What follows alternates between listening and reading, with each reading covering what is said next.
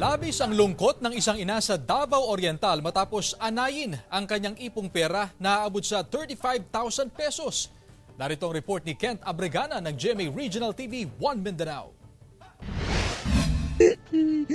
Sayang kayo akong kwarta. Tanging pag-iyak na lang ang magagawa ng ina na si Cheryl, taga-Governor Generoso, Davao Oriental, nang makita ang kanyang 35,000 pesos na inipong pera ay kinaina ng anay.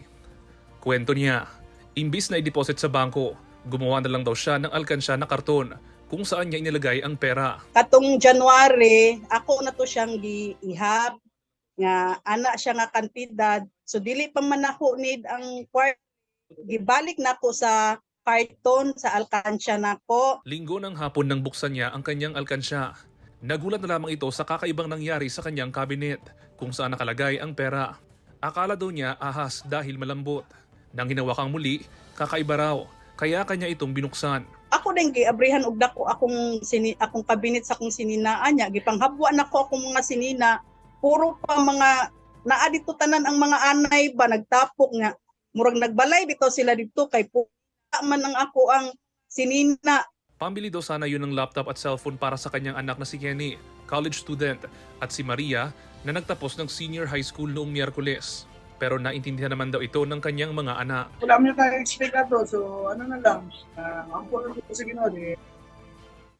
Gamot lang kasi ito para makabawi na ito. Dapat tama ka ng routine. Tulad ay ako yung mabot nga blessings na ang nakupan. Ayon sa Bangko Sentral ng Pilipinas, pwede pang palitan ang perang papel kung nasa 60% ang naiwang portion sa pera na hindi naapektuhan. Dapat din na ang portion ng dalawang facsimile signatures makikita pa.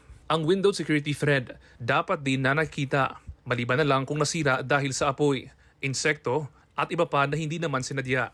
Hinikayat naman ng Bangko Sentral na imbes na itago sa alkansya ang mga malalaking halaga ng pera, i-deposit na lang ito sa bangko.